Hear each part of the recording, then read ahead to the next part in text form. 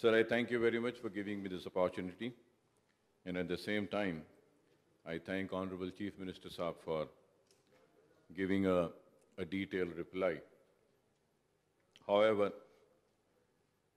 there were many issues which I couldn't raise or mention because of the very short time which was allotted of 6 minutes. And before giving my questions for a clarification, sir, I want to come on record and say this, that I wholeheartedly and fully support what Honorable Chief Minister Saab had said, that more and an ample chance needs to be given to the treasury benches. Yes, sir, you should give them more chance. We are for it. And we also want all the members to participate in any discussion. Sir, at the same time, if it is a lone voice, it also has an importance. People have elected the government, given the responsibility to rule the state for 5 years. They have the majority.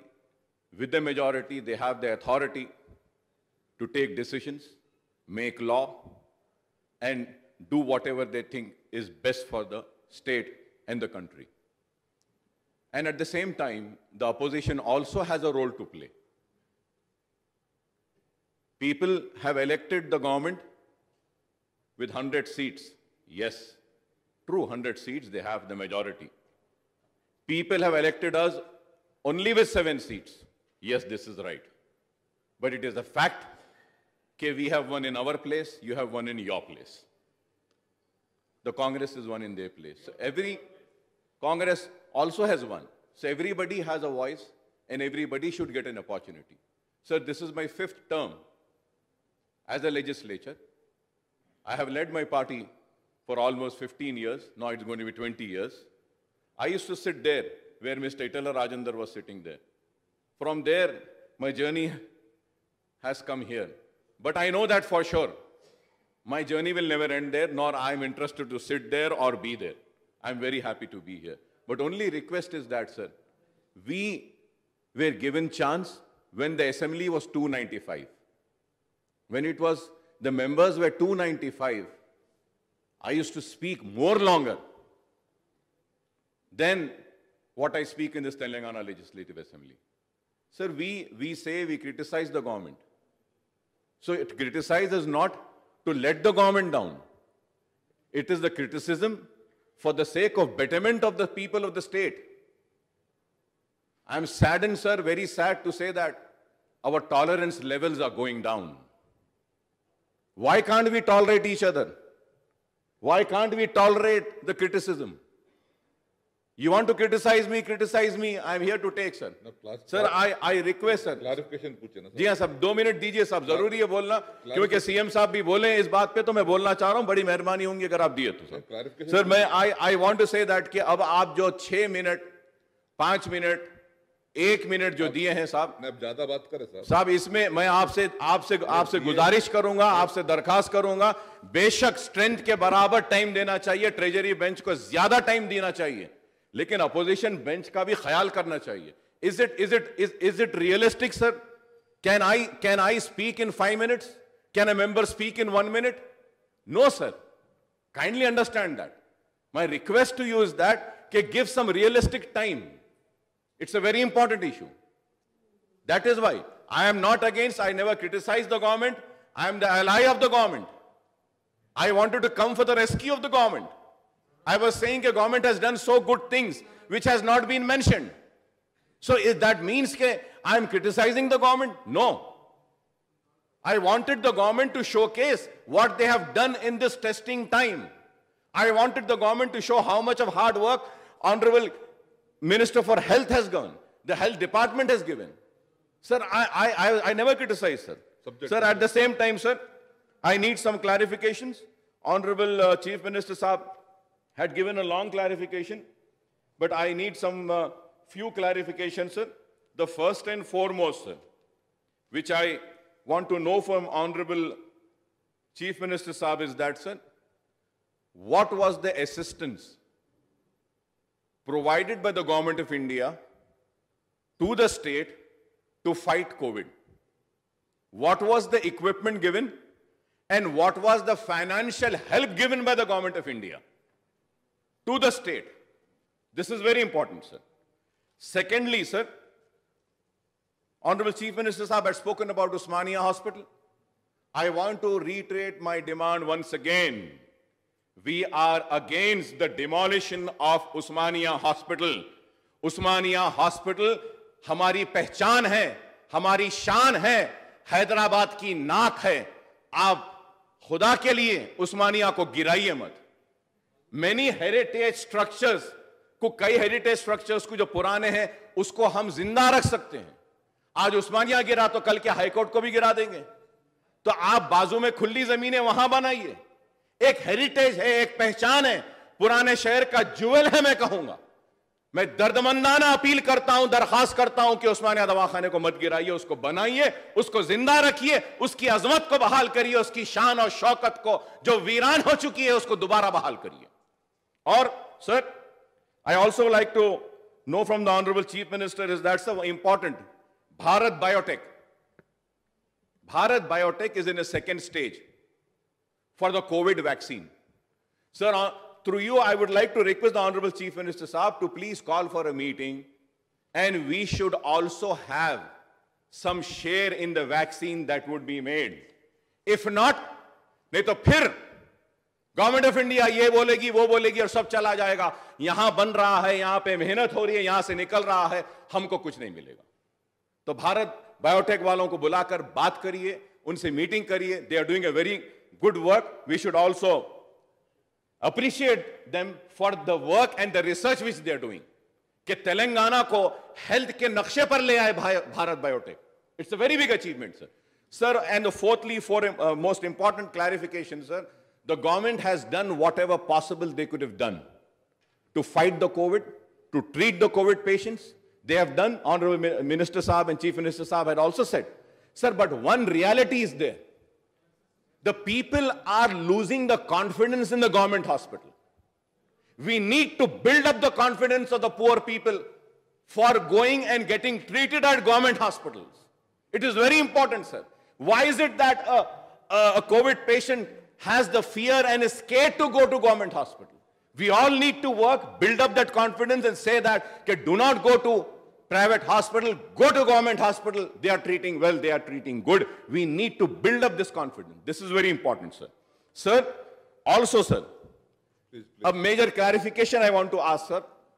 I thank the Chief Minister, sir, for saying that he would consider in including COVID in Arogya Shri. He said he'll consider, he'll think about it. I thank you very much, sir. Sir, one request I want to make is that now, if any patient comes to the hospital where they are taking Arogya Shri, in the Arogya Shri package, COVID treatment is not included. Like if I go for a health problem to hospital, the doctors are scared to touch me. They do not want to touch. If they have to put a stunt or have any surgery, they do not want to touch the patient unless and until the report comes. Not the antigen, sir. We need to do the real RT-PCR test for this. So kindly include some amount in that. This is very important. If not, the doctors, the treating doctors and the treating nurses will get infected, sir. And one more clarification and request which I want to make to Honorable Chief Minister Saab is that, sir, in this, many patients have lost their life or they have treated and they have lost their savings by getting treatment in private hospitals. Any BPL person, CM relief fund से कुछ भी amount उनको मुकर्रर करके दे दीजिए तो गरीबों को बहुत फायदा होगा इससे. सर, आज माशी तौर से बहुत परेशान है गरीब. खाने को खाना नहीं है, नौकरी नहीं है, खर्जों में है, सेविंग चले गई है. कुछ मदद हो जाती है उनकी अगर आप करेंगे, sir. Sir, and also, sir, I just want to tell one thing, sir. In this COVID period, there was a crisis, and crisis was being getting created कि ऑक्सीजन की परेशानी, ऑक्सीजन क्या शॉर्टेज होगा हॉस्पिटल्स में. If खुदा ना खास्ता second wave comes, We should tackle and see that this oxygen shortage should not happen, sir. It should not happen, sir. Sir, lastly, sir, I would like to just say that, sir, I'm not criticizing. फिर से बोलेंगे अकबर साहब तनकीद कर रहे, तनकीद नहीं कर रहा हूं साहब मैं बताना ये चाह रहा हूं कि कितना कैसा एटीट्यूड है। आप देखिए साहब, इसमें ये मिनिस्टर साहब जो स्टेटमेंट दिए उसमें पेज नंबर 2 में आप बोल रहे हैं कि ऑक्सीजन के बेड्स के बारे में, ऑक्सीजन बेड्स के बारे में कहे हैं कि 10,000 oxygen beds have been created बोल के बोले साहब उसमें। और आप ये मेडिकल हेल्थ बुलेटिन जो हम हाई कोर्ट में डाल रहे हैं sir, which we submit in the High Court and also to the press, the total oxygen beds are 5,861. Note में 10,000 बोल रहे हैं आप, हाई कोर्ट को जो रोज दे रहे हम और इसमें 5,000, तो कौन सा सही है बताइए sir. I am sure it is not the mistake of the minister of the government, it is the mistake of the bureaucrat sitting there. They embarrass the government, they do not take it serious. तो यह बात मैं कहना चाह रहा हूं साहब, आप काम करें और काम को बयान क्यों नहीं करते?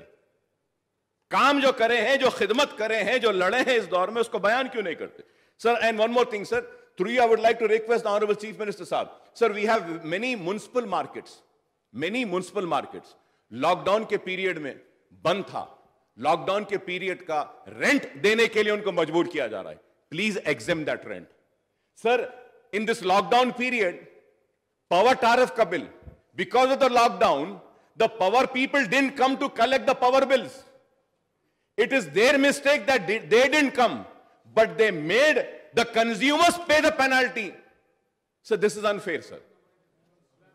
पूरा स्लैब बना दिया साहब, उसको आगे बढ़ के चला गया।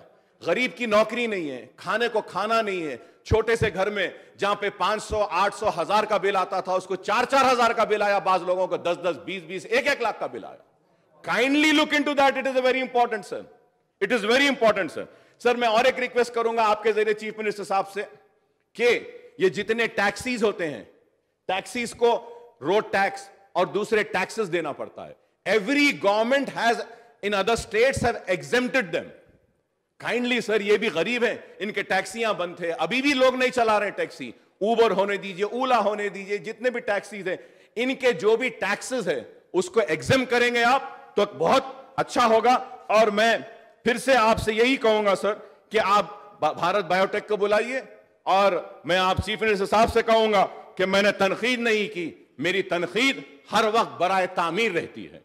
और आप मेरे दोस्त थे, मैं आपका एहतराम व इज्जत करता हूं, आपको हम कदर की नजर से देखते हैं, और हमने हर वक्त, और आज मैं रिकॉर्ड में आके केटी रामाराव साहब का शुक्रिया अदा करूंगा सर, इस वास्ते कि I went and I made a representation to him a year back कि ये वक्फ लैंड है सर, ये वक्फ लैंड का है।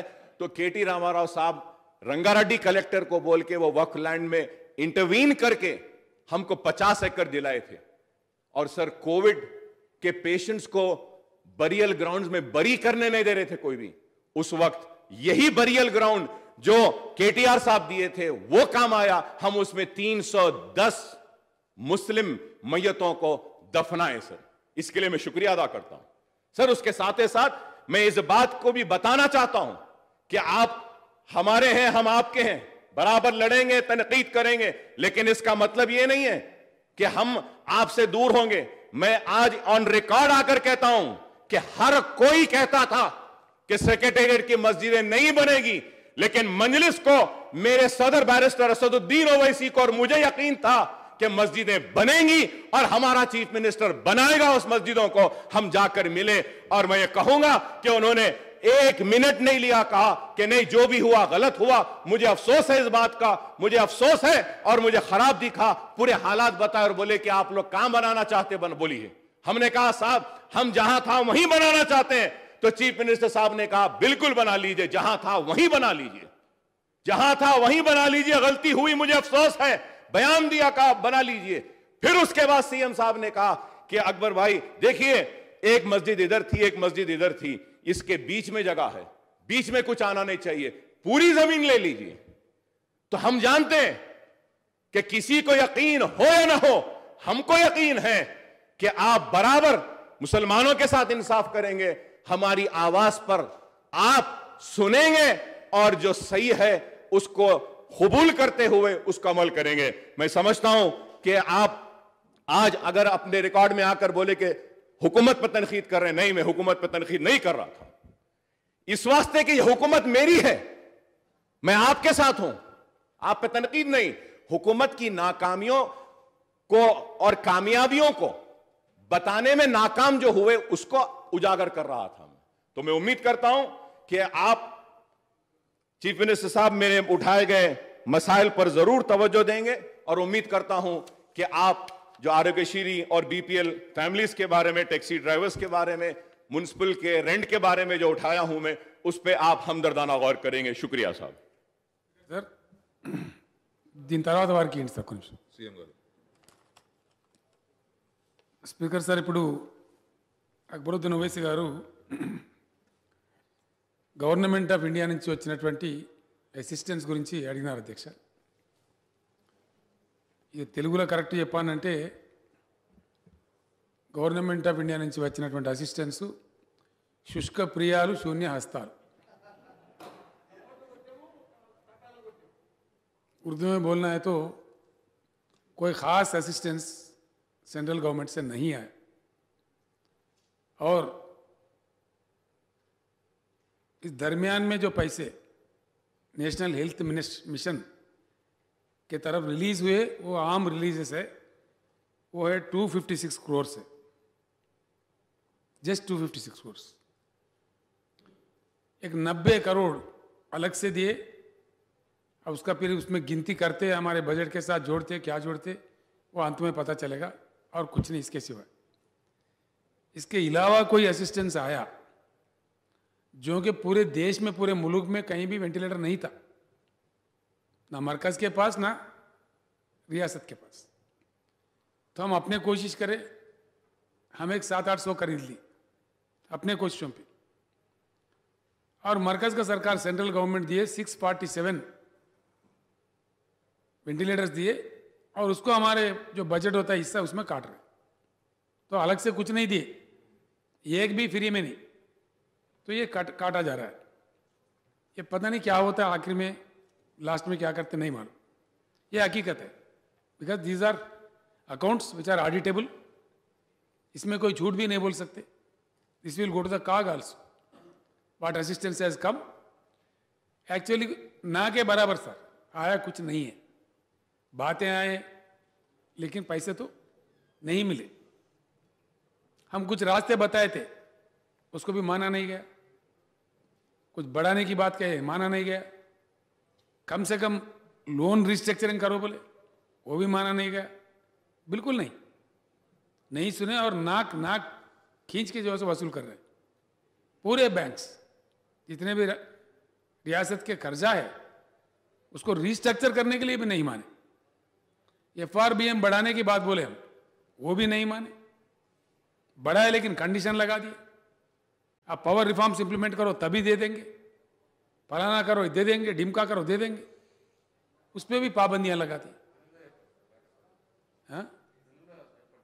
తెలుగులో చెప్ప రేపు తెలుగు చెప్తాం. ఏమి ఇవ్వాలి సెంట్రల్ గవర్నమెంట్, ఏమి ఇవ్వాలి, శుష్క ప్రియాలు శూన్య హస్తాలు తప్ప. ఇచ్చింది కేవలం 265 కోట్లు, అది కూడా NHRM మామూలుగా మా వాటాన అధ్యక్ష. ఇంకో 90 కోట్లు ఇచ్చిండ్రు, దాన్ని కూడా మళ్ళీ లెక్కాడతారు. ఇప్పుడు వెంటిలేటర్స్ ఇచ్చిండ్రు, మళ్ళీ మన కోటలో కట్ చేస్తారు. మనం కొనుక్కున్నాం అధ్యక్ష 700 చిల్లర దాకా, వాళ్ళకి 600 చిల్లర సప్లై చేసిండ్రు. అన్ని రాష్ట్రాలకు చేసిండ్రు, తెలంగాణకి చేయలేదు. దానిలో మళ్ళా కట్ చేస్తూ ఉన్నారు. మీకు రావాల్సిన గ్రాంట్లో కట్ చేస్తూ ఉన్నారు. అంతకు మించి ఏమి సాయం చేయలేదు. ఇప్పటి వరకు ఏం జరగలేదు అధ్యక్ష. ఇంకా ఉల్టా వీడికి వచ్చినప్పుడల్లా ఎంతో కథలు చెప్పిపోతూ ఉంటారు సోకాల్డ్ యూనియన్ మినిస్టర్స్. అది బంద్ చేస్తే మంచిదని, ఇది వాళ్ళ పరువే పోతుంది. ఎందుకంటే లెక్కలు ఓనాటకాన్ని మేము చెప్తాం కదా. That is the assistance which has come, nothing else. जो भी किए जा रहे हैं हमारे बल पर, हमारे ताकत पर अब चल रहा है. भारत बायोटेक से हम जरूर बात करेंगे, हमसे मिलके भी गए वो लोग. डेफिनेटली होम स्टेट है तो वहाँ वैक्सीन अगर बनता है पहला प्रायोरिटी हमको मिलेगा, इसमें कोई शक नहीं है. We are insuring that. Aarogyasri Bhatti Vikramarka साहब ने भी कहा है ये बात को, हमारे लोग भी कह रहे थे मैं इसको ज़रूर एग्जामिन करता हूँ, तो वेरी सिंपैथेटिक दिस थिंग। लेकिन आप जो बात कहे वो अच्छी बात है कि गरीब से गरीब लोग कोई प्राइवेट में अगर ट्रीटमेंट लिए तो बेरेबल नहीं है उनको। अगर कुछ आपके इल्म में ऐसा है, मेरे पास आए हमारे एमएलए रोज देते रहते, आप भी भेजते रहते, सीएमआरएफ में पैसे है, लिबरली मैं देता हूं, आप जानते हैं, आप भेज दीजिए कुछ अगर आपके नजरिए में ऐसा है तो 100% I will sanction that because it is in my discussion. और ऑक्सीजन की कमी किसी भी कीमत पे नहीं आएंगे, वी हैव इंश्योर्ड। वो गलत प्रचार है बाहर जो भी हो रहा है, प्राइवेट हो सकता है, कुछ प्राइवेट लोगों का बदमाशी हो, मैं ऐसे समझता हूं, करती रॉन्ग बात है, हम पूरे तैयारियां करके हैं। और ये जो बात आपने कहा कि ऑक्सीजन बेड्स 100% मार्च से लेके अब तक 8,000 बेड हमने ऑक्सीजन बनाया, उससे पहले कुछ था ही नहीं, ना के बराबर था, शो पीस के जैसा था।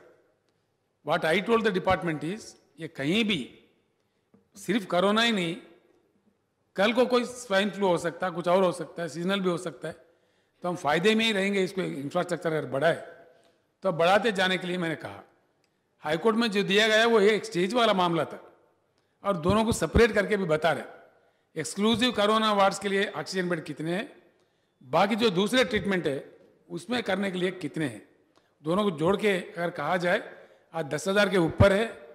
मैं आपको यकीन दिलाता हूं आगे भी, मैंने तो ये तक कहा कि पीएचसी में भी, प्राइमरी हेल्थ सेंटर में भी पूरे के पूरे ऑक्सीजन बेड का इंतजाम करो, ताकि हम किसी भी कीमत पर कोई भी स्वाइन फ्लू या कोई एपिडेमिक आ जाता है तो फेस करने के लायक रहेंगे। और ये भी मैं आपको विश्वास दिलाता हूं कि आगे अगले बजट में या महसूस हुआ पूरे रियासतों के सरकारों को, मरकज के सरकार को, मरकज क्या करता मुझे नहीं मालूम, वो मेरे हाथ में नहीं है, लेकिन रियासत में हेल्थ की बजट बढ़ाने की बहुत सख्त डिमांड है, बहुत ज़रूरत भी है। इस चीज़ पे नज़र हम लोग डालेंगे, ज़रूर डालेंगे, ज़रूर बजट बढ़ाने की पूरी प्रयास करेंगे। दूसरी बात यह है, सबसे ज़्यादा आप बेहतर जानते हैं, हैदराबाद में जो कभी नहीं थे, बस्ती दवाखाने हमने शुरू किए हैं। It's a very good initiative. Hyderabad में थे ही नहीं, एक भी नहीं था, कुछ अर्बन हेल्थ सेंटर्स थे, लेकिन अब उसको 200 दवाखाने ऑलरेडी बन चुके हैं और 150 मैंने सैंक्शन किया है। मेरे ख्याल से आगे 2-3 months Rajendra garu, 2 months, next 2 months में 3 मंथ्स, 3 नेक्स्ट 3 महीने में पूरे 350 बस्ती दवाखाने हैदराबाद में पब्लिक के लिए सेवा करते रहेंगे, वो भी हम बढ़ाते जा रहे हैं। हर डिवीजन को 150 डिवीजन है हमारा हैदराबाद में, उसमें हर डिवीजन को 2 मिलेंगे, और जहां गरीब ज़्यादा है एक 50 सीएम का कोटे में रखे हुए हैं, जहां ज़्यादा लोग गरीब लोग हैं वहां वो 50 भी दे देंगे। कुल मिलाकर के 350 बस्ती दवाखाने शहर के अंदर काम करते रहेंगे। कोविड में भी काम आ रहा है, हर चीज़ में काम आ रहा है, ये हमेशा के लिए रहेंगे, इसको वापस नहीं लेंगे। कोविड जाने के बाद बस्ती दवाखाने काम करते रहेंगे।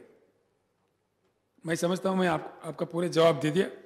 और उस्मानिया हॉस्पिटल का आपने जिक्र किया, वो कोर्ट में इट्स ए मैटर सब जुडिस, I cannot say anything, I cannot proclaim any decision because it's सब जुडिस।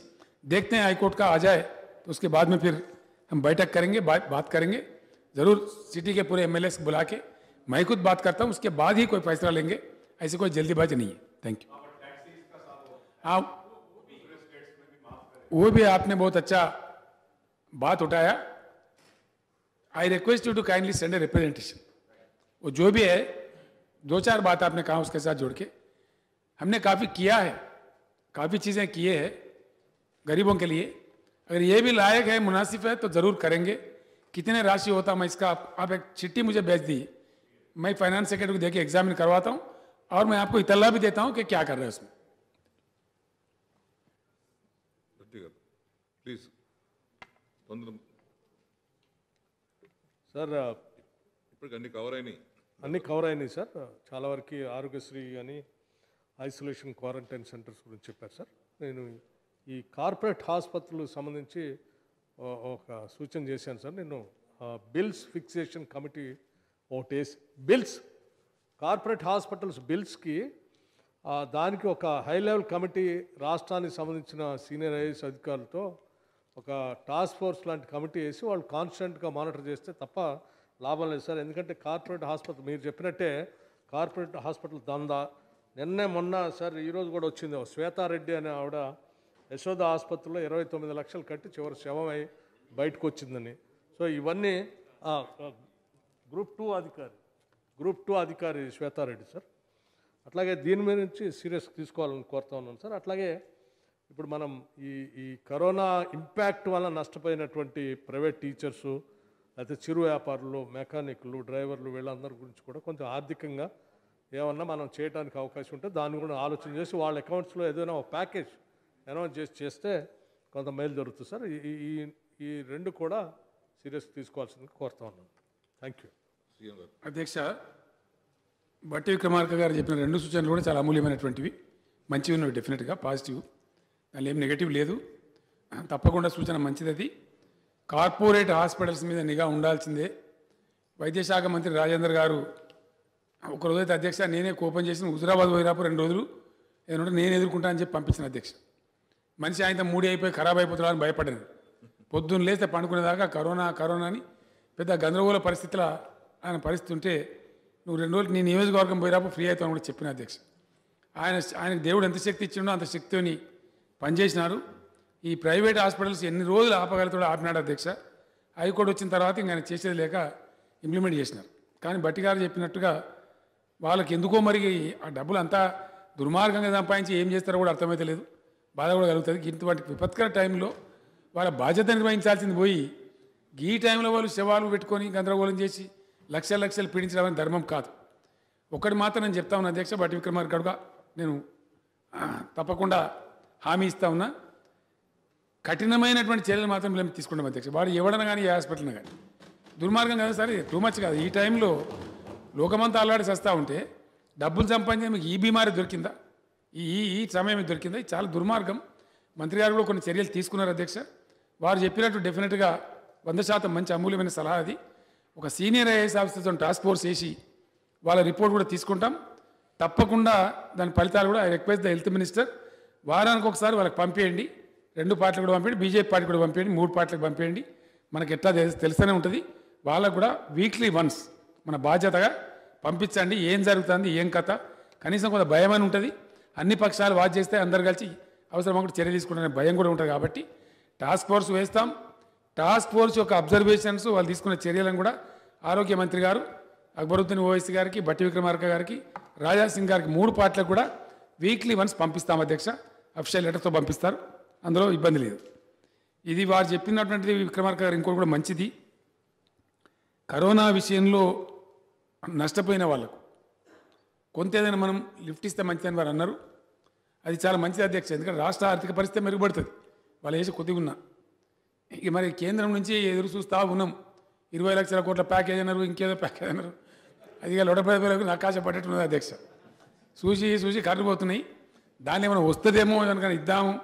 నిన్న కూడా బహుశా మున్సిపల్ మినిస్టర్ వీళ్ళంతా ఏదో రివ్యూ చేసేట్టున్నారు అధ్యక్ష. ముద్రా రుణాలు అదేందో ఏమైనా దొరుకుతుందా అని చెప్పి గొప్ప సంతృప్తికరంగా ఏం జరుగుతున్నట్టు కనపడతలేదు నాకు. ఇక నేను విసిగిపోయి నేను దాన్ని వదిలేసిన. కానీ మళ్ళీ ఒకసారి బట్టి గారు చెప్పారు కాబట్టి తప్పకుండా దాన్ని రివ్యూ చేస్తాం. అని ఏమైనా ఉందా లేదా పస చూద్దామి. నేను అక్బరుద్దీన్ ఓవైసీ గారిని కోరినట్టే మిమ్మల్ని కూడా కోరుతా ఉన్నాను. దయచేసి మీరు కూడా ఒక ఉత్తరం పంపించండి. ఏం చేస్తే బాగుంటుందని ఒక ఐడియాకి వస్తే ఆ మ్యాటర్ నేను ఎగ్జామిన్ చేయించి ఎంతో కొంత మనం ఉన్నంతలో కనీసం కొంతలో కొంతైనా తప్పకుండా సాయం చేయడానికి మనం మంచి హృదయంతో ప్రయత్నం చేద్దాం. అది కూడా నేను I will keep you posted.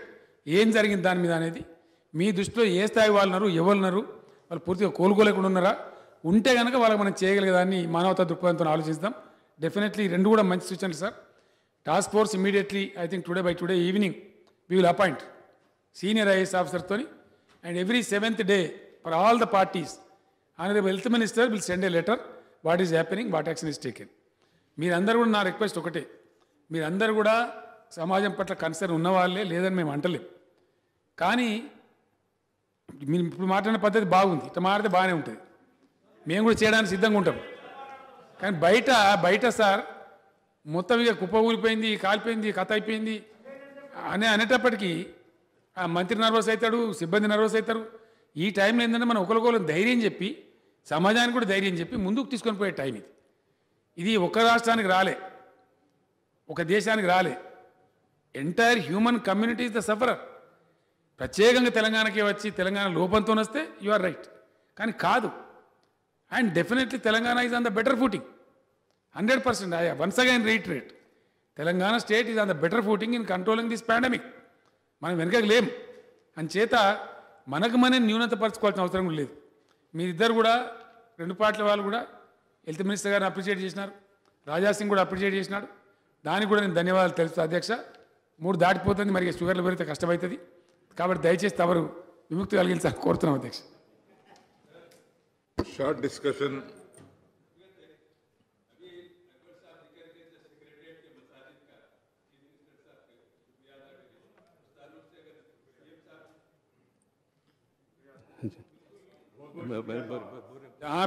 जहाँ पे मस्जिद थी उसको गिराने का या कुछ डैमेज करने का किसी का मंशा नहीं था. मैं साफ बता रहा हूँ, वहाँ एक टेम्पल भी था. इन चीज़ों को गिराना हमारा मंशा नहीं. मैं सबसे बड़ा भक्त हूँ, भगवान को मानता हूँ, ये दुनिया जानता है. एक भगवान को मानने वाला दूसरा भी मजहब का भगवान को मानता है, ये भी दुनिया जानता है. तो इसलिए जहाँ मस्जिदां थे दोनों मस्जिद फिर वहीं बराबर बनेंगे, ये मैं आश्वासन देता हूँ. वही नहीं, कुछ ज़्यादा ज़मीन भी दे रहे हैं. दोनों मसाजिद के बीच में जो खाली जगह है वो भी वहाँ के इमाम साहब के लिए अलाट करता हूँ मैं, और उसको वक्फ बोर्ड के हैंड ओवर कर देता हूँ. और जल्द से जल्द वो मस्जिद फिर बनेंगे, इंशाल्लाह से फर्स्ट क्लास बनेंगे. बाज़ाब्ता मैं आपको ये देता हूँ. और मंदिर भी बनेंगे. इस बीच में हमारे क्रिश्चियन भाई भी आए, सेक्रेटरीट है, तो हमारे को बना के दो, हमारे लोग भी है, हम भी इबादत करते. मैंने कहा बिल्कुल भाई, क्रिश्चियन भाइयों के लिए एक चर्च बनेगा, एक मंदिर बनेगा, और मसाजिद जो 2 थे हमारे, 2 के 2 बनेंगे, बिना किसी शक के. इसमें कोई किसी को शक रखने की जरूरत नहीं. Short discussion on COVID coronavirus is over. Now the House is adjourned to meet again at 10 a.m. on Thursday, the 10th September 2000.